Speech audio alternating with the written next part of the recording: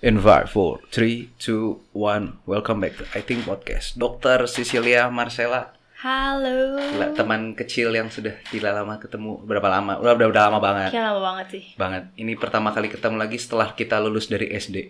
Iya, betul banget. Gak sempet reunian juga ya. Gak pernah di Cina sih habisnya. Aduh. Sil, Oi. tiba-tiba sekarang ada di China dan sekarang udah kandidat PhD. Iya gak sih? Yep. Itu tinggal terakhir atau gimana? Kalau kita abis PhD, kalau kita udah lulus, kita ada satu lagi sih sebenarnya postdoc. Okay. Tapi postdoc itu kayak lebih ngajar gitu sih, kayak ke junior scientist. Oh, Iya, kalau di lebih sana kayak pada saat ngajar. PhD itu lo harus ngajar dulu. Enggak, kalau PhD kita lebih belajar kan. Kita lebih Oke. belajar, setelah kita lulus, itu bakal ada kayak satu lagi namanya postdoc. Baru boleh dipakai gelarnya atau gimana?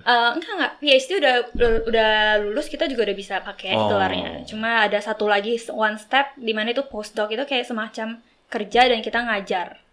Oke. Gitu. Mungkin kalau ke belakang dulu lah. Mm-mm. Kenapa bisa jadi dokter? Dan di China lagi S1 langsung di China kan? Iya, betul. Kepikirannya gimana? Aduh, panjang ceritanya. Jadi kan emang sebenarnya gue dari pertama kan emang nggak sebenarnya kepikiran mau jadi dokter gitu. Mimpi gue sebenarnya nggak jadi dokter. Awalnya? Darinya pas SD SMP kayak gue mikir gue mau ambilnya bisnis atau gue mau ambilnya kayak presenter or MC gitu kan mungkin kan gue. Dan gue juga kayak dikasih dukungan ke nyokap gitu, udah ntar belajar kayak ini aja MC gitu kan.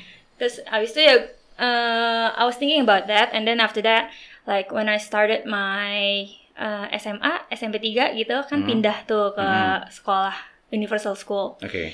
And then kayak change my mind gitu, goal gue kayak beda. Gue langsung gue mau jadi dokter. Sebenarnya sih yang lebih pursue gue jadi dokter itu dari principal gue gitu. Principal Universal School. Yeah, Dia bilang lu kayaknya bagus dan lu pintar. Lu coba ambil kedokteran gitu. Okay. Terus gue langsung kayak teng gitu ya, kayak langsung lampunya nyala gitu. Ya udah gue langsung aim for doctor. Dan setelah gue selesai, karena gue ambilnya international school, jadi ijazah gue kan ini kan kayak A-level Cambridge, dimana di universitas kedokteran di Indo itu dia nggak menerima gitu. Jadi mau nggak mau gue mesti keluar ke China. Iya. Awal pilihan ke China karena? Ngikut temen sih sebenarnya. Karena teman gue juga ada yang ambil kedokteran dan mereka juga ambilnya di China. Jadi gue sekalian ngikut. Yang menarik juga adalah sampai di jenjang S2 juga, sampai di PhD juga. Apa yang membuat lo termotivasi untuk ngejar sampai di titik terakhir? Sebenarnya sih kalau misalnya kita udah ambil kedokteran ya, pasti kayak there is no way back gitu mikirnya. Apalagi kita udah mikir udah S1 itu ya udah makan waktu 6 tahun. Ya kan? Dan kita mikir kalau misalnya kita just lose it like that, kayak it's a waste. Walaupun emang pasti kita ada down-nya gitu. Kita mikir kenapa sih lama banget gitu belajar dokter. Iya, dokter ya kan? lama banget kan? Iya, terus kita juga kayak mikir, kayak kerja dokter udah kayak benar-benar capek, ya kan mikirnya capek. Terus cuma, dan I heard that mungkin kayak gajinya mungkin nggak seberapa. Iya. Kalau misalnya pemula awal pasti. Ya, pokoknya yang what motivate me kayak mungkin persistent dalam diri sendiri kali ya. Terus gue juga pas lagi S1 itu kan gue emang lagi semangat-semangatnya banget. Gue bener-bener kayak belajar itu mati-matian. Sampai gue udah aim S2 gue mesti dapat scholarship. Oh, S2 lo scholarship? Iya, gue udah mikir. Enggak lah, enggak seberapa lah. Ya kan, gue udah kayak udah aim for scholarship. Jadi gue bener-bener kayak selalu maintain in the first rank gitu. Pas S1 selalu. Ya kan? Gue maintain itu selalu. Jadi pas gue apply scholarship, it was easy gitu. Jadi gue dapet kesempatan, why not gitu. Tadinya nyokap gue juga kayak mikir kayak, ngapain lah, udahlah balik aja ke Indo ya kan. Udah di sini aja gitu. Cuma gue bilang enggak, gue mau lanjut gitu. Walaupun I know that sistem di Indo itu beda kedokterannya. Sehingga belum tentu lu bisa langsung praktik di Indonesia. Iya betul. Tadi I have thought that I might wanna work outside gitu, nggak di Indo mikirnya. Cuma ya karena gue mikir, kayaknya keluarga tuh kayak kasihan juga. Maksudnya kita udah di sekolahin bagus-bagus kedokteran tapi malah away from parents, ya kan? Jadi buat apa gunanya gitu kita di Indo gitu kan? Belajar kedokteran gitu. Gue mikirnya gitu. Jadi sampai S2 di berapa lama? Kalau di sana lebih cepet ya, bener nggak sih? Kalau di sistem sana sih abis S1 kan kita 6 tahun. Terus karena gue dapat scholarship, gue lanjut di S2 itu 3 tahun. Dan di China itu kenapa beda sama Indo? Kenapa beda sama Indo itu? Kalau di Indo kan abis specialist dia kayak mungkin ya 3 to 4 years I think. Terus habis itu mereka ada subspecialist gitu. Ambil kayak pencernaan atau jantung ya kan. Kalau di China itu mereka bisa langsung nih. Jadi gue ambil 3 tahun itu udah gelar gue tuh udah bisa dapet yang pencernaan gitu, yang subspecialistnya. Yang S1 lu kalau nggak salah ada MBBS ya? MBBS, iya. Abis itu MM? Iya, abis itu MM. Abis itu terus PhD? Iya. PhD belum dapet nih. Oke. Tadi lu sempet nyinggung juga tentang persistence pada saat itu. Tapi banyak banget anak-anak di luar sana yang mungkin superan kita yang ngejar pun juga mereka sendiri tahu apa gunanya butuh kuliah sampai tinggi. Mereka tahu juga itu untuk apa. Tapi menjaga mood kita untuk bisa tetap bagus, kita tetap bisa on the track. Apa yang bikin lu tetap on the track kan pasti juga, apalagi sebagai dokter, lu under pressure juga pasti banyak banget, ya kan? Apa yang bikin lu tetap, oke, ini track gua pun pas jatuh pun, apa yang bikin tetap, ya gua tetap di sini? Menurut gua sih kayak kita in our life kita benar-benar mesti ada goal. Okay. Ya kan, mesti benar-benar ada goal. Kalau misalnya kita udah decide on this one, apalagi kalau yang emang kedokteran gitu, just go for it. And lu harus mikir emang bakal makan waktu, tapi you will look good on it later on. Jadi pokoknya lu mesti benar-benar, gimana ya menurut gue, kayak lebih kayak persistent. Terus lu mesti mikir goal lu itu apa. Berarti gitu. Berarti sebelum lu kuliah pun pada saat ngambil lu sudah punya goal yang benar-benar sudah lu tahu secara matang, gue harus dapet ini, gue akan jadi ini, itu sudah tersusun rapi. Dan itu yang membuat lu tetap ada on the track di sini. Dan sampai di PhD-nya juga scholarship. Dan PhD ya juga scholarship. Aduh. Kapan gue dapat scholarship? Ya anyway kayak gue mikirnya juga sebenarnya vibe itu, lingkungan juga sangat berpengaruh sih menurut gue. Karena yang kalau misalnya pas gue S1 S2 kan gue di China tuh ya, kayak belajar itu kayak konsisten mulu gitu kan, kayak no time to play around gitu kan. Walaupun ya sometimes kita juga ada free time, tapi karena S3 I'm stuck in here, I can't go back to China right now. Jadi vibe gue kan sekarang lagi kayak nyantai gitu, lebih nyantai. Dan gue jadi kayak kebawa nyantai gitu kayak gue berasa udah gue kayak nyantai aja enak juga ya gitu, gue mikirnya gitu. Jadi vibe itu juga benar-benar lingkungan sangat berpengaruh sih menurut gue. Untuk pada saat kita berjuang untuk mimpi kita itu sangat ngefek. Betul. Nah, gue juga jadi penasaran juga. Beasiswa itu lu dapat dari apakah dari sekolah, institusi atau dari negara? Mereka banyak pilihan sih kalau di China. Jadi buat teman-teman yang emang mau, adik-adik yang mau apply gitu, dia ada berbagai macam cara kalau mau apply di China scholarship ya. Jadi satu bisa apply lewat university. Yang kedua itu bisa apply lewat China government. China government itu jadi antara ini dua gitu. Kalau saat gue kebetulan gue apply lewat Chinese Embassy di Indonesia. Ya, jadi scholarship gue lebih ke government gitu ya, Chinese dari government. Iya. Oke. Udah berapa lama di Indonesia nih sekarang total? Maksudnya 3 months? abis 4 months? Enggak, gue udah dari Desember ya. Oh, iya. Lu balik ke Indonesia karena COVID atau enggak, sebelum COVID terjadi. Karena emang gue lagi ada ujian penting gitu di Indo, ujian yang buat adaptasi kedokteran gitu. Dan gue mesti balik saat itu. Kayaknya pertengahan Desember gitu deh. Ya gue udah balik ke Indo. Jadi pada saat pas di Desember itu belum ada COVID ya? Belum. Di China udah belum ya? Belum. Mereka kan kayak dibilangnya kalau nggak salah end of December ya. Di China-nya ya? Iya. Di Indonesia kalau nggak salah Indonesia April or May. Iya. May ya. Ya around. Ya. Oke. Dan gue liat di Instagram yang menarik juga adalah sempat jadi pembicara dan moderator untuk tentang COVID. Iya, betul. Oke, mungkin gue sendiri juga jadi penasaran bahwa sebenarnya COVID itu apa? Jadi kita nggak ngomong sampai seberapa aja. COVID sebenarnya dari seorang kacamata lo sebagai as a doctor, sebenarnya ini penyakit apa sebenarnya? Well, mungkin emang pasti udah banyak banget sih teman-teman yang udah pada tahu itu sebenarnya apa, karena media itu benar-benar udah sorotnya banyak blow banget. up-nya. Yes, right. Jadi for me, COVID is like COVID-19. It stands for like CO is corona, right? Yeah. COVID is virus, Yes. and D is for disease. And 19 stands for like the year that they have started. Jadi ya COVID-19 itu kalau kita bilang COVID-19 itu virusnya hampir sama sebenarnya kayak SARS. Makanya di sini kita suka bilang SARS-CoV-2 gitu. Okay. Karena identical genetiknya itu hampir sama dengan yang kemarin itu SARS. So berarti sebenarnya correct me if I'm wrong. SARS itu bukan dari airdrop, bukan droplet kan? SARS itu juga dari semacam sama juga. Dari airdrops. So berarti COVID ini juga sekarang jadi airdrop, bukan droplet doang. Kalau dulu kan Oh, I'm sorry. Correct, sorry. Yes, it was dari droplet itunya. COVID droplet. COVID ya droplet. SARS airdrop. SARS ya airdrops juga. Benar? Yes, right? Yeah, respiratory. Oh my god.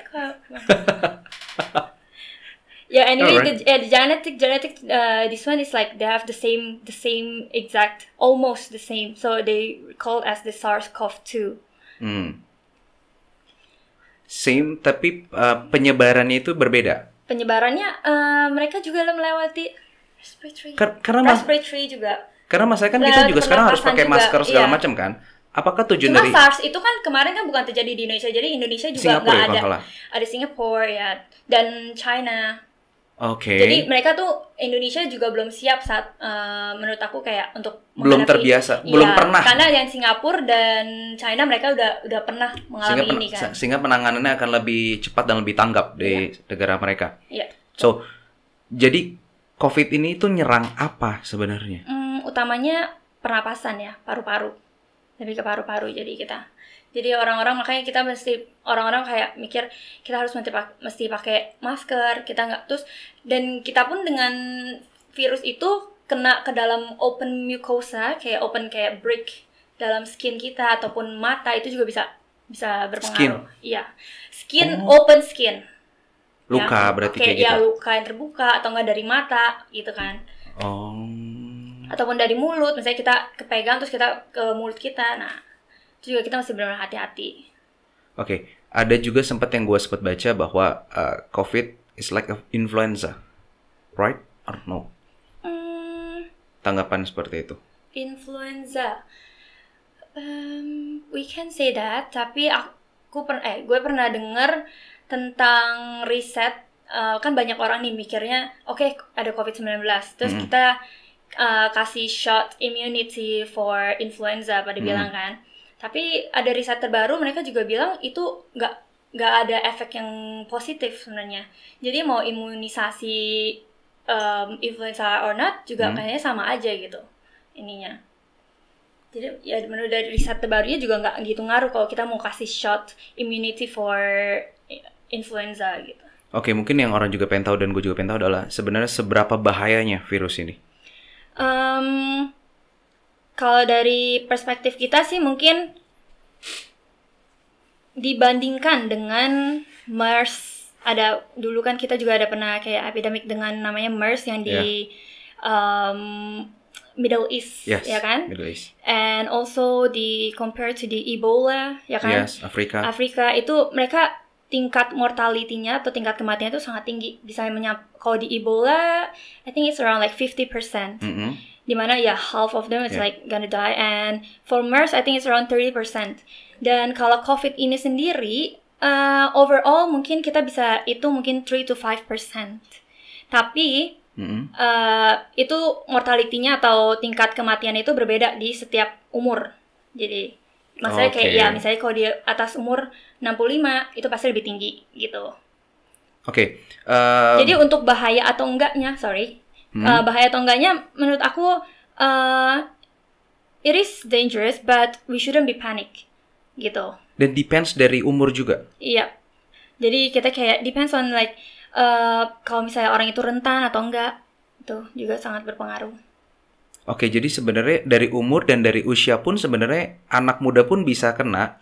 Bisa. dengan mungkin antibodi atau imun yang rendah juga. Yep. Sehingga akhirnya mereka bisa kena. Yep. Oke, pencegahan apa sebenarnya yang terbaik? Karena selama ini banyak banget, termasuk dari keluarga gue juga, agak sedikit menjadi panik ya, karena banyak banget dari media yang kayak penyebarannya lah, kita harus sering banget cuci tangan, kita keluar segala macam cuci tangan lagi. Apakah sampai ekstrim seperti itu yang harus kita lakukan? Karena kan yang terakhir gue juga ngobrol sama temen gue juga, dampak dari COVID ini hanya tidak dilihat hanya dari segi fisik saja, tapi dari segi mentality juga. Karena banyak orang kan jadi panik, terus habis itu mungkin banyak yang jadi kehilangan pekerjaan, itu kan mentality jadi akhirnya terganggu juga kan. Cuman yang gue sautin sekarang adalah banyak orang jadi kayak paniknya berlebihan karena mungkin kurang informasi. Iya, betul banget sih. Sebenarnya bagaimana kita mencegah atau minimal bagaimana kita mengurangi dampak itu? Maksudnya dalam mental health secara kesehatan dulu aja. Kalau dari kesehatan sih, just like any other brochure and media tell us gitu. Of course it's needed for us to be hygiene, ya kan? Karena emang dari semuanya itu kita emang tidak menutupi kemungkinan kalau kita itu terkena COVID. Jadi prevention is better than cure, ya kan? Jadi dengan cara yang seperti kayak pakai masker, itu sih definitely we need to do. Terus kayak kita sekarang kayak kita strategi sekarang kayak new normal, ya kan? Mereka kan kita mesti apa aja? Pakai masker, sering-sering cuci tangan, physical distancing minimal 1 meter away. 1 meter. Terus bawa disinfectant, ya kan? Terus kayak hand sanitizer. Sebenarnya kita nggak usah terlalu panik, tapi kita harus waspada. That's the key, waspada gitu menurut aku. Terus tetap PSBB juga kita mesti kayaknya harus emang jalanin. Banyak banget kayak gue lagi jalan gitu, lagi di mobil. Terus gue ngeliat banyak-banyak kayak anak-anak muda aja sekarang, mereka naik motor nggak pakai masker, terus kayak ngumpul-ngumpul gitu. Nah itu tuh yang bahaya. Karena masalahnya yang sempat gue baca juga bahwa COVID itu mungkin anak mudanya tidak punya gejala tapi bisa carrier ya. Iya, betul. Itu kita sebut sebagai OTG, orang tanpa gejala. Itu makanya semua tuh kita selalu mikir buat anak-anak muda yang di luar sana, jangan mikir kita itu nggak bisa kena gitu. Karena kamu bisa menjadi salah satu carrier dan kamu bisa menyebarkan ke orang tua kamu yang kamu sayangin, ya kan? Nah, which is gonna be a bad impact for the old people. Yang gue penasaran juga pada saat tadi lo bilang bahwa OTG orang tanpa gejala tadi ya, itu kan berarti sebagai carrier. Dia sebagai carrier itu dia membawa virusnya karena dia telah menyentuh atau sebenarnya sudah ada di dalam badannya dia. Dia udah di dalamnya. Misalnya dia di dalamnya tuh, dia di dalam, terus dia juga udah sebagai carrier, terus dia juga jadi dari droplet dia gitu, ya kan? Dari dia juga bisa pas saya ngomong atau apa bersentuhan sangat dengan orang tua, ya kan? Orang tuanya mereka juga jadi terkena gitu. Virusnya udah ada gitu. Cuma karena immunity-nya dia itu bagus, jadi dia nggak menunjukkan gejala-gejalanya gitu. Dan virus itu bertahan berapa lama sebenarnya di badan orang yang punya imun tadi sebagai carrier? I can't say this berapa lamanya ya. Cuma pokoknya untuk gejala untuk muncul itu normally like can be like 3 to 7 weeks biasanya bisa keluar. 7 to 28 days. Itu ya. 7 sampai 28 hari itu bakal biasanya bisa keluar gejalanya situ. Jadi bagi orang pun juga tanpa gejala di sekitar 7 sampai 29 tadi yang baru dia bisa hilang. Tergantung imunitas dia ya. Kalau misalnya immunity dia bagus, biasanya immunity bakal keluar mungkin 1 week, 5 to 7 days. Jadi kalau antibodinya dia keluar dan bisa menyerang virusnya dengan oke, ya udah gitu. Oke, gue sebagai orang yang sangat awam sekali juga di kedokteran adalah yang tadi sempat dibilang immunity, virus itu sudah ada di dalam tubuh kita. Bagaimana imun kita bisa membunuh virus ini? Bagaimana caranya? Lalu dia membunuhnya mungkin dari pola makan kah, atau pola istirahat kah, atau apa yang dia makan sehingga imunnya kuat. So how to improve our immunity? Satu pasti dari diet kita. Diet maksudnya kayak dari makanan-makanan kita. Kalau misalnya kita kayak makannya kayak goreng-gorengan, ya kan? Atau kita makannya kayak barbekyuan gitu, kayak sesuatu yang emang nggak bagus gitu kan. Terus apalagi ya itu kan kayak goreng-goreng gitu semua kayak emang nggak sehat gitu, kita udah tahu. Apalagi kayak cheese, ya kan? Yang lo sebutin enak semua lagi. Aduh, iya makanya loh. Masanya gue juga Kita suka lagi tuh. makan lagi. Iya, makanya itu dari makan itu yang nggak sehat aja itu udah bisa menurunkan imunitas kita. Dan kedua dari lifestyle kita sih. Lifestyle kalau misalnya kita kayak minum bir, or ngerokok. Ya. Berarti harus berhenti ngerokok kan? Apalagi COVID menyerang paru-paru loh. Nah, hati-hati. Iya. Gak ada COVID juga paru-paru udah rusak gitu. Ya, Biasa alasan perokok begitu ya. Oke. Makanya mesti benar-benar hati-hati itu dari lifestyle kita. Dan ketiga, olahraga teratur. Mungkin ya minimal if you can't go like so long outside, maybe like 20 minutes jogging atau Terus gitu udah cukup, nggak perlu lama segala macam. Kan orang olahraga ngerasa kayak males lah. Iya sih, Padahal lo bilang 20 menit udah cukup sebenarnya. Untuk minimal jaga immunity tadi. Iya. Yang penting keringetan lah, at least keringetan gitu. Kita sehari ya spend time 15 minutes, 20 minutes gitu. Why not gitu. Ini berhubungan juga karena kemarin gue udah nanya sama... Wait, I haven't finished. Oke. Ya kan, belum kan? Oh, itu baru sampai 2? Baru 3 kan, olahraga kan. Terus yang 4 ya pasti apa? Ada yang kita juga sebenarnya menganjurkan bisa take supplements kayak vitamin C, vitamin C, vitamin E, vitamin D, itu juga sangat penting. Makanya sekarang berasa nggak sih kayak vitamin orang-orang C, vitamin E, dan vitamin D. Ya, terus kayak berasa nggak sih kayak anak zaman-zaman COVID-19 ini kayak 19 ini kayak banyak banget orang-orang yang suka kayak berjemur jadinya. Nah, itu vitamin apa sih? Vitamin D dong. Itu vitamin D. Iya. Vitamin C suplemen, vitamin E. Vitaminnya juga biasa suplemen. Oh. Okay. Dan lebih baik sih kalau misalnya bisa langsung natural ya. Kayak vitamin C kan banyak, nah kita tinggal Google aja gitu buah-buahan apa aja yang high contain in vitamin C gitu. Kalau E bisa dapat dari? Vitamin E antioxidant ya, lebih ke antioxidant. Fruits juga bisa, kayak blueberries gitu. Terus kayak almond juga bagus dengan vitamin E. Oke, ya. That's it. Karena gue penasaran nih yang pertama nih, karena dari dulu gue pengen nanya pun juga bingung. Sempat tadi lu singgung bahwa menjaga imun dengan kayak makan goreng-gorengan itu tidak baik segala macam ya. Sebenarnya tidak baiknya karena apa sih sebenarnya? Oke. Kalau misalnya dari perspektif kedokteran nih ya. Nah itu, iya benar. Ya. Dari perspektif kedokteran ini itu panjang nih. Karena especially, bagi kita yang suka makan gorengan nih harus tahu masalahnya. Sebenarnya gue kan kayak specialty in pencernaan nih ya kan. Lebih pencernaan. Jadi kalau dari goreng-gorengan misalkan. 1, untuk kolesterol. Definitely it's gonna affect your cholesterol. Ya kan, kolesterol. Oke, bentar. Ya kan? Sampai situ dulu ya. Ya, oke. Karena begini, ada beberapa orang memiliki pandangan lah. Kolesterol tuh katanya emang dibutuhkan oleh tubuh. Emang dibutuhkan, tapi kalau misalnya berlebihan itu kan juga bisa mengakibatkan apa? Serangan jantung, pembuluh darah blockage gitu. Ya kan? Makanya orang suka muda-muda pada sering kena jantung tuh. Ada loh, kayak waktu gue di China tuh kayak paling muda. Ya, teman gue ada yang kena jantung juga. Iya, pasien gue kayak termuda umur 25 apa 6 gitu. Dia udah terkena jantung. Gara-gara gorengan. Gara-gara gorengan? Ya, I can't say. Karena kan itu pasti kontribusinya banyak kan, gak cuma goreng-gorengan. Nah, as a dokter lu tahu nggak dia itu emang kena jantung atau kena ini, tahu kalau ini kolesterolnya berlebihan atau apa? Iya, kalau kebanyakan I can't say how many percent. Karena gue belum ngecek ya, misalnya berapa persen itu mereka. Pokoknya so far like I saw my patients, the one yang punya penyakit jantung itu kolesterolnya emang meninggi gitu, dan mereka punya hipertensi salah satunya juga. Kontribusinya sebagai dia punya comorbid hipertensi juga berpengaruh. Lalu? What else are we talking? Selain Oh iya, dari kolesterol kan. Terus dari goreng-gorengan itu kita tahu itu kayak bisa bikin free radicals dalam tubuh. Apa itu free radicals? Free radicals itu kayak semacam normally dalam tubuh kita tuh selnya tuh kayak nggak ada free radicals gitu keluar. Kalau sehat ya nggak keluar gitu. Tapi free radicals itu efeknya apa nih? Menyebabkan kanker juga. Free radicals memacu bisa, kan ya? Memacu sel-sel kanker itu. Memacu sel-sel kanker itu.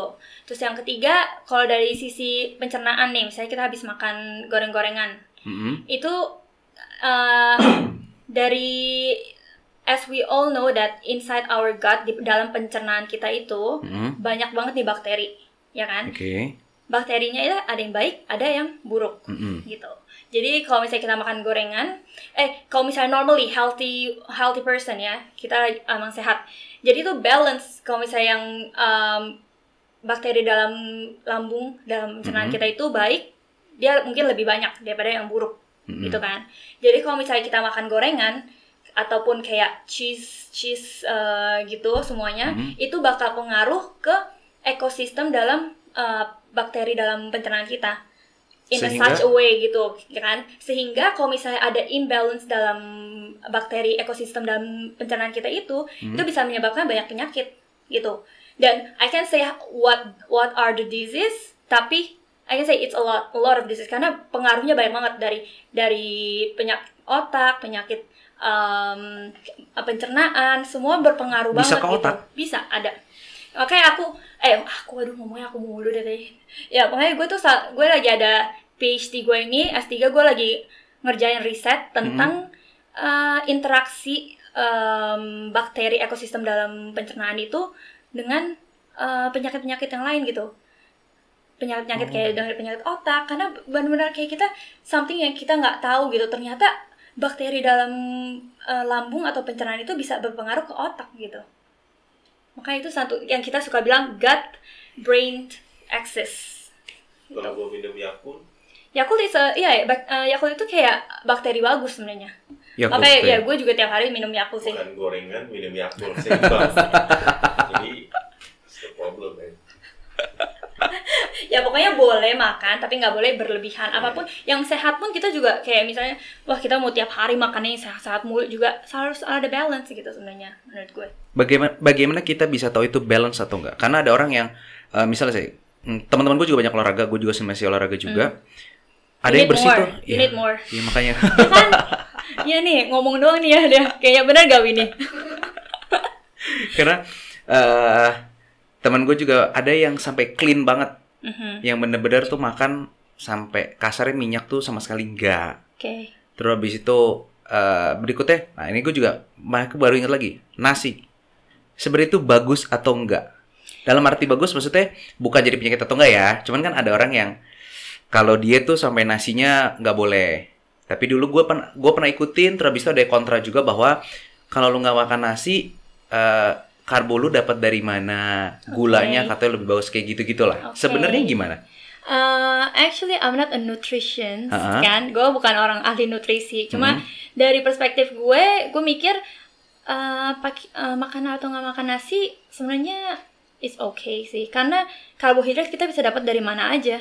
Kentang, dari pisang, semua kita juga bisa dapat karbohidrat.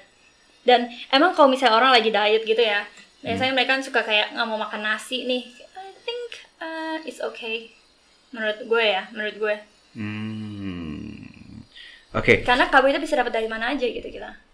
Oke, nyambung lagi agak sedikit nyentuh ke gorengan tadi. Sebenarnya gorengan tadi itu jelek itu karena gini, banyak ada yang pilihan minyak itu kan banyak banget sekarang, ada yang sampai jadi olive oil segala macam itu.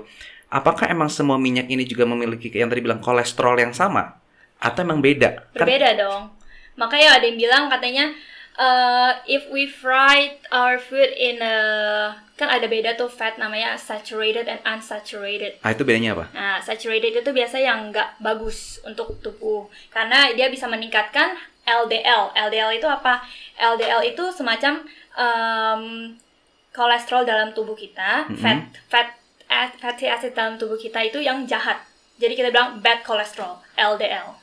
Oh. Ya. Okay. Sedangkan yang unsaturated fatty acids itu bagus untuk tubuh. Kenapa? Karena dia bisa meningkatkan HDL. Jadi HDL itu apa? Good cholesterol. Oke. Okay. Ya. Jadi kayak Arnold bilang kan tadi, kolesterol kita butuh, ya kan? Yes, it's true. We need cholesterol karena buat pembuatan hormon semua untuk pertumbuhan itu juga dibutuhkan gitu kolesterol, ya kan? Jadi kita ada yang dalam tubuh kita ada namanya HDL dan LDL. Jadi HDL makin naik itu makin bagus. Oke. HDL, high lipodensity.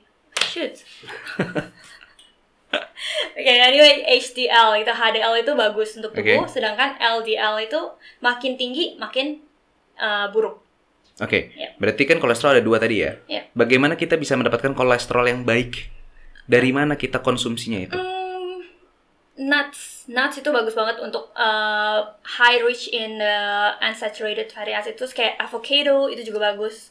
Pokoknya ini semua kayak in details makanan-makanan apa aja kita tuh bisa Google is everywhere. Ya kan, kita tuh bisa tahu oke, apa aja nih makanan yang bagus, yang unsaturated fat acids tuh high-nya apa aja. Terus yang high in saturated itu apa. Ya salah satunya itu cheese, gorengan yang apalagi kalau misalnya kita gorengnya tuh kayak makanan yang kayak ini loh yang udah digoreng sampai berkali-kali gitu, itu udah benar-benar nggak bagus banget kan pasti. Apalagi kayak minyak juga dipakai berkali-kali itu juga nggak bagus juga ya. Yep. Oh, oke. Ya. Nah, sebagai calon PhD di bidang pencernaan juga, bagaimana sebenarnya kita juga menjaga pencernaan kita juga baik? Itu juga ada hubungan dengan makanan kan sebenarnya? Iyalah, definitely. Ada makanan, terus habis itu tadi lo bilang ada keseimbangan bakteri juga. Berarti kan sebagai orang awam nih kita buta total dong. Ya amat sangat buta karena sebagai orang awam kita makan saja. Iya. Terus habis itu ada pengaruh tidur atau tidak segala macam dari lo? Definitely kalau misalnya dari pencernaan pasti dari satu makanan, ya kan? Makanan pasti berpengaruh besar sih. Terus makanya kita mesti pintar-pintar cari makanan yang sehat mana yang nggak sehat mana. Kalaupun emang paling suka makanan yang nggak sehat, ya at least kurangin sedikit-sedikit gitu kan. Terus try to balance it.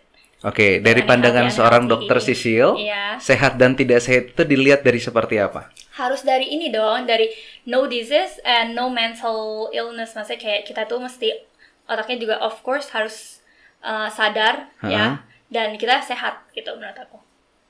Makanan sehat jasmani dan batin. Oke. Gitu. Nah, banyak orang masih berspektif yang masih masih bingung antara yang tadi balik lagi gue bilang makanan sehat dan makanan tidak sehat. Bagaimana kita bisa tahu atau menyimbangkan makanan sehat dan tidak untuk badan kita dan terutama untuk pencernaan kan ya. Apalagi yang tadi bilang bahwa dari pencernaan bisa ke mana aja. Iya, betul. Itu bagaimana kita bisa tahu minimal buat orang awam nih yang kita beli makan, kita masak di rumah, nggak tahu apa-apa kandungannya, gimana kita bisa tahu?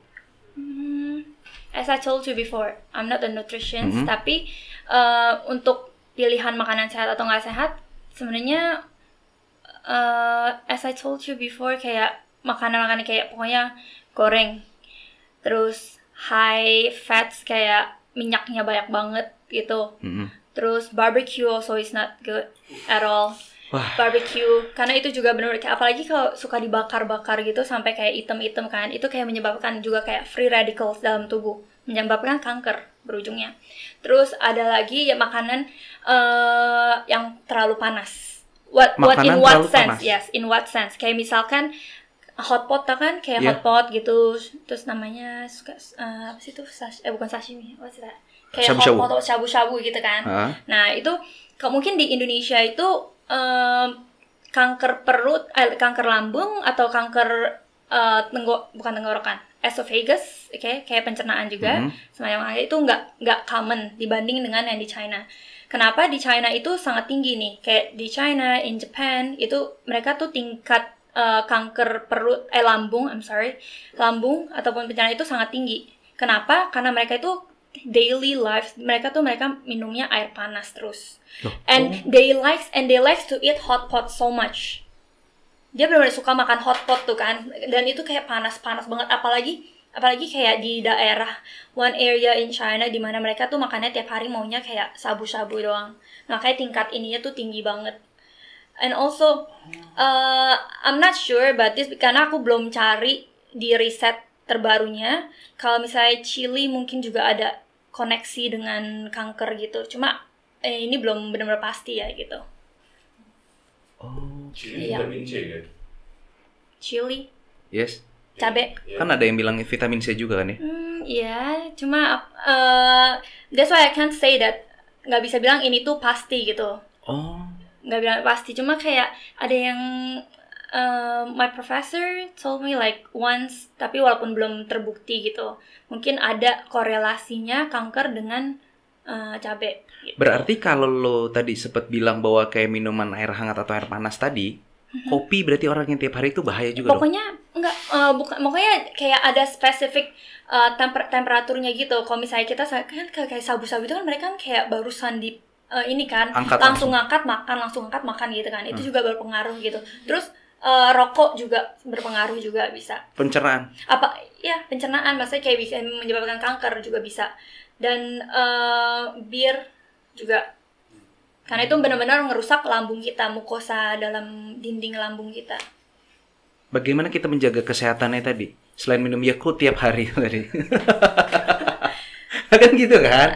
Minum Cut Yakult down tiap the hari. source. Kayak dari source itu apa sih? Bahasa Indonya. Sumber. Ya, sumbernya itu kita mesti cut gitu. Karena selalu prevention is better than cure, ya kan? Kita harus cut down itu source-nya itu. Mie instan juga nggak boleh berarti ya? Instan. Itu kan katanya belum ada risetnya sih. Cuma ya. Tapi kan banyak people banget yang bilang bilang katanya emang mie yang instan nggak boleh, betul, sering betul. karena ganggu pencernaan. Betul. Itu karena pencernaannya tidak bisa mengolah mie instan atau apa begitu kan katanya? I can't say this sih. Cuma ya pokoknya intinya tuh kayak kita udah ada mindset tuh Indomie nggak bagus atau enggak kalau mie instan is not good for health. Oke. Apalagi kalau keseringan gitu ya. Oh. Sorry, it's not that. Oke. Nah, berarti kalau terakhir dari lo, bagaimana kita menjaga kesehatan secara pencernaan itu emang kan di bidang lo ya. Bagaimana kita baik yang anak muda dan orang tua sama nggak sih untuk menjaga pencernaan? Atau beda? Kalau misalnya kita dalam riset kita sih mikirnya orang tua itu pasti ada perubahan beda sama yang muda. Mereka pasti bakteri dalam pencernaan mereka itu lebih kurang dibandingkan Di kita. usia berapa mulai mereka agak no specific. nggak ada juga? Nggak ada spesifik umurnya berapa. Cuma ya pasti semakin tua mereka pasti pengaruh itu bakterinya pasti kayak ada good. Mungkin yang baiknya itu nggak sebaik dengan yang muda-muda gitu. Karena kan yang muda juga lebih aktif kan biasanya.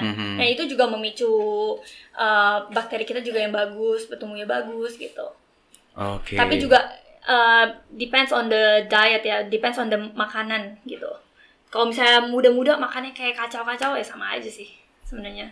Jadi balik lagi sebenarnya kalau dibilang bahwa sakit itu tidak pandang umur berarti ya, dari pola lifestyle dan dari makanan yang kita konsumsi. Iya. Kalau kita juga ngomong konsumsi bahwa lu seorang VG. Betul. Sebenarnya vegetarian itu sebenarnya apa sih yang dilakuin sama orang vegetarian itu makannya apa? Makannya bener-bener nggak rumput, makan daging ya. sama sekali. Kayak kambing gitu ya. Iya kan, karena sebagai orang awam yang tidak pernah melakukan dan nggak tahu, jadi kepala gue, lu hanya boleh makan sayuran kan? Ya tapi kita banyak banget makanannya berbeda. Sebenarnya gue juga suka bilang kayak gue bilang ke teman gue kan, ya gue VG, oh jadi lu kambing gitu kayak kambing kurang ajar gitu. Apalagi kalau misalnya gue lagi di China gitu kan di China tuh makanannya kayak susah buat dapetin yang VG sebenarnya. Di sana daging semua. Ya? Daging semua. Jadi pas gue pernah bilang, gue vegetarian ya, kan gue suka manggil Ai, kita manggilnya Ii gitu, Ai masaknya yang vegetarian gitu kan. Terus dia bilang, enggak kok ini cuma ayam doang. Terus dia bilang, lah ayam kan juga daging, mereka tuh nggak ngerti gitu. Nah iya makanya. Ya jadi menurut gue VG itu intinya kita banyak variasi sih, nggak cuma sayur, kita ada tahu, ada tempe ya kan. Terus kita ada nuts juga banyak banget, kacang-kacangan, semuanya. Protein dapat dari mana jadinya? Dari kacang-kacang tadi ya? Kacang-kacangan ya. Kita dapat dari kacang-kacangan. Terus sekarang kan udah banyak nih tempat-tempat vegetarian gitu kan. Dan mereka juga kayak bikin fake meat gitu, kayak macem-macem banget gitu. Jadi buat orang-orang yang emang mikir kayaknya nggak ada variasi sama sekali deh. Kalau kita once in a while ya kita kalau emang lagi bosen kita juga bisa makan yang fake meat itu. Kayak fried chicken for example, ya kan? Even they make the fake one they have and ada ya? Iya, tapi terbuat dari jamur gitu. Oh. Dan enak gitu. Benar-benar kayak rasanya benar-benar kayak ini ya fried chicken gitu. Oke. Nah, orang yang VG itu juga kan banyak macam tuh. Iya. Ada yang emang VG karena binatangnya, ada yang VG karena dietnya. Nah, kalau lu termasuk yang Since I was 9, kayaknya pas gue masih kecil tadi gue ya seperti anak-anak yang lain pengen makan masih kecil banget gak sih? Kayak nggak tahu apa-apa tiba-tiba kayak dihilangkan semua kayak makanan pengen itu. makan semuanya gitu kan? Ya, tidak kan? Makan fast food. Iya, tiba-tiba gue kayak aduh tadinya pertama-tama it was hard, tapi habis itu kan kayak nyokap gue yang lebih berperan sih dalam menentukan gue itu VG gitu. Karena nyokap gue sering kasih gue video-video gimana mereka kayak ngebunuh daging binatangnya, daging bunuh binatangnya, terus kayak baca-baca buku, terus gue kayak ngerasa tuh kayak perasaannya kayak nggak enak gitu loh. So jadi sampai hari ini lo VG karena dari segi perlakuan terhadap binatang kali ya, iya. Binatangnya. Iya mungkin. Nah tapi ini menarik juga, kemarin ada yang sebenarnya tapi nggak dijawab waktu itu Berarti seharusnya kayak lo pakai tas kulit juga sebenarnya kan nggak boleh kan? Yep. I prefer not. We can, of course. We can. It's our own choice. Tapi I prefer not to. Gitu. Jadi semua pilihan dari diri sendiri sih sebenarnya. We can, tapi I choose not to. Gitu. Berarti pada saat juga dari lifestyle untuk membeli seperti kayak tas, sepatu segala macam, lu juga melihat itu juga dari apa dong? Dompet kayaknya rata-rata semua kulit hewan dah. Masa sih? Kecuali pakai yang imitasi ya. Ya walaupun gue nggak nanya sih, iya ya. Biasa next time I'll be more pay attention. Iya nggak sih? Karena iya. Dompet kalau yang asli, mahal, dia semakin mahal karena kulitnya kulit asli. Iya. Yang KW, nah kulit imitasi. Apa jangan gue yang pakai KW mulu iya kan? ya? Nah itu makanya kan, makanya pada saat orang menggunakan bahwa dengan suatu brandnya asli, I think ya semuanya dari animal skin. Apa yang enggak? Sepatu. Apalagi dulu gue juga pernah diproduksi dompet segala macam rata-rata dari sapi. Yeah, you're right. Sebenarnya gue lebih nggak merhatiin kalau misalnya definitely gue tahu oke, ini dari kulit binatang, gue pasti definitely choose not to wear them. Tapi kalau misalnya kayak dimana kita udah nggak bisa prevent itu gitu ya mau gitu jadinya. Jangan tawain lo ya gitu sih menurut gue. Lu punya pasangan yang nggak VG? Kan? Tidak VG. Akhirnya apa yang lu lihat perbedaan dari pola? Yang gue pernah dengar juga, benerin ya. Orang yang VG itu juga pengaruhnya ke secara emosional, katanya jadi lebih tenang, calm. Itu benar nggak sih? I think so ya.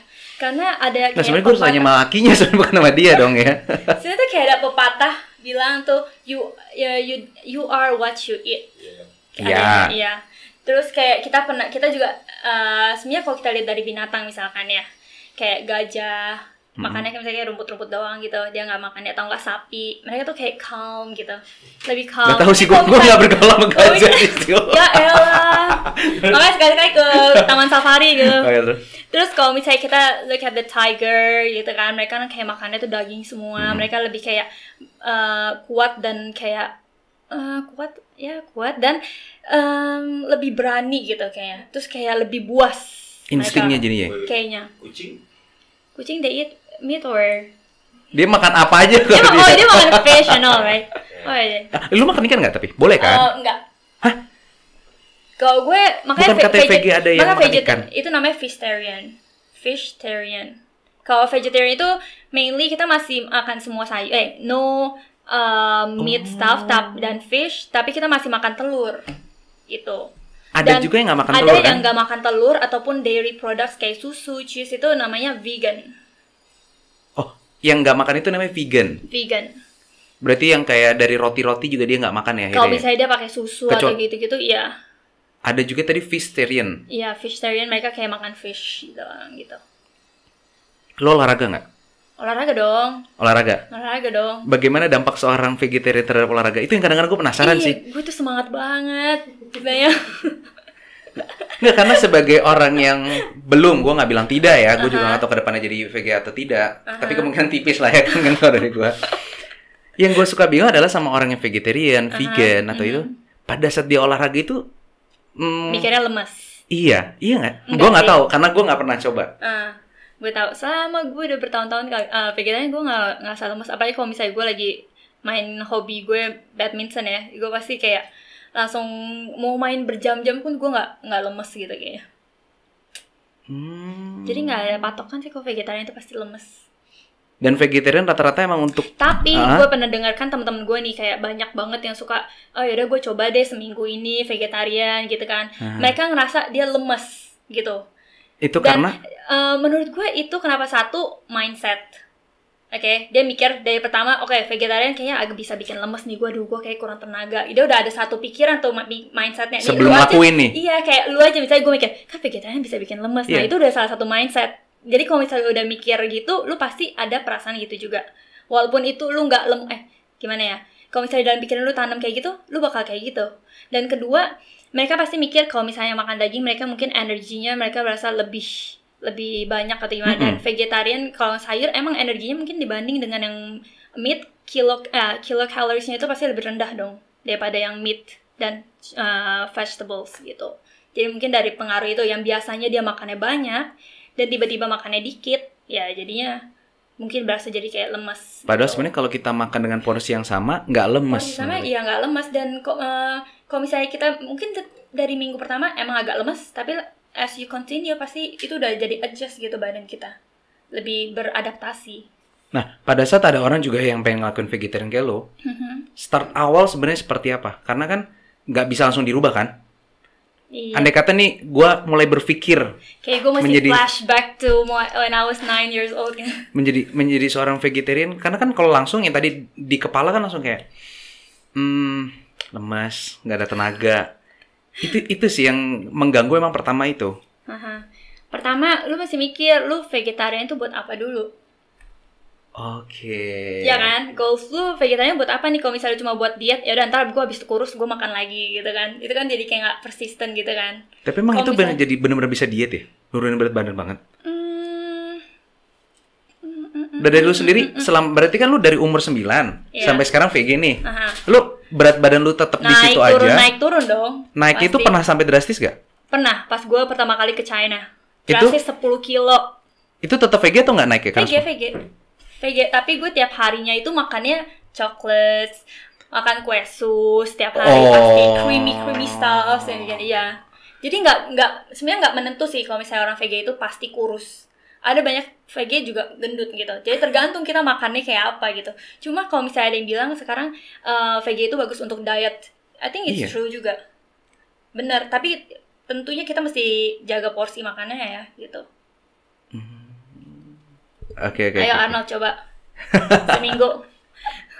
Gak tau ya kuat atau enggak ya. Itu sih karena balik lagi ya di mindset, di kepala. Iya, di mindset. Udah itu. Terus habis itu kepikiran juga bahwa apa goalsnya. Goalsnya sama sampai hari ini gue belum menemukan, bukan tidak. Pada saat di dunia gym tuh yang VG itu akan jadinya seperti apa. Karena kan pada saat kita kegiatan berat itu masih ada tenaga nggak sih? Pada saat kita exercise, kalau mungkin badminton nggak apa-apa ya. Tapi pada saat kita kayak melakukan kayak seperti fitness, gym, terus bisa masih ada kerja lagi, kegiatan lagi. Orang yang VG gimana ya? Kalau misalnya gue lihat dari pengalaman banyak kayak orang-orang yang VG itu mereka nge-gym juga banyak sih sebenarnya menurut gue. Cuma kayak sekarang kalau misalnya lu nge-gymnya kayak buat build muscles or something kan, you need a high protein ya, protein gitu kan. Nah, I don't know, kayaknya ini mesti didiskusikan lagi dengan nutritionist sih menurut gue. Karena gue nggak ada gue nggak bisa bilang, oke, lu kalau mau build muscles, lu mesti vegetarian, lu bisa nggak vegetarian gitu? Gue nggak bisa ngomong gitu, karena gue belum ngecek dan gue belum tahu gitu hasilnya gimana, jadi gue nggak bisa bilang gitu. Nah, kalau yang pasti lu tahu dari pencernaan, ada efek gak ke pencernaan untuk orang VG atau sama aja? It's they're getting healthier. Yang orang VG benar, kok ada riset mereka yang makannya sayur-sayuran dibandingin orang yang makannya daging itu lebih healthy, jauh lebih healthy. It's true. This one I can say because I'm so sure about this. Karena risetnya tuh ada gitu. Yang makannya VG. Oke, kalau misalnya lu emang mau makan daging, guru gue bilang kita itu cuma butuh dalam seminggu makan daging 2 hari. That's already more than enough katanya. Selain dari itu, karena kenapa sayur-sayuran itu bagus? Karena itu kan high in fibers, ya kan? Fiber ya? Iya, ada kok fiber Indonesia. Kan? Indonesia ada sih fiber. Oke, high in fibers. Bisa kita makan tiap hari tuh high in fibers, itu mengurangi dampak untuk kena kanker colon, kanker intestin gitu, kanker pencernaan. Dan kita juga nggak gampang terkena kayak ambeien gitu-gitu. Dari VG? High in fiber, high fibers. Tadi? Iya. Jadi kalau misalnya kita sering-sering makan bukan vegetarian, makan sayur, itu juga bagus buat pencernaan kita. Mengurangi apa ya namanya? kanker pencernaan gitu. Kanker pencernaan. Iya. Oke. Mungkin terakhir lah ya, dari lo sebagai dokter tadi, apa saran dan tips buat anak-anak muda lah untuk menjaga pencernaannya saja lah, menjaga kesehatan pencernaan. Karena yang paling tidak kelihatan kan sebenarnya, iya nggak sih? Belajar pencernaan kan kita nggak lihat, tapi itu yang ngejalanin badan kita semuanya kan sebenarnya. Iya, betul. Bagaimana kita menjaga ya di saat masih muda ini? Selain makan goreng-gorengan ya tadi. Itu kepikiran banget ya. Iya, pokoknya anak-anak sekarang I can't say that I'm the only holiest person. Gue juga makan gitu. Gue masih makan pizza gitu kadang. Masih makan pizza cheese masih gitu. Kan? Iya, masih. Jadi ya intinya kita mesti pinter-pinter lah milah-milih gitu. Dan membagi makan porsinya kali jadinya ya. Ada yang bilang sebenarnya kita tuh kalau misalnya emang kita mau healthy, katanya kita makannya tuh kayak intermittent gitu. Jadi kita makan tiap kali banyak kali, tapi dalam porsi sedikit. Misalnya dalam cuma 2-3 sendok nasi. Tapi kita bisa makan berkali-kali gitu dalam sehari. Tapi sekali makan paling cuma 3 sendok, 2 sendok gitu.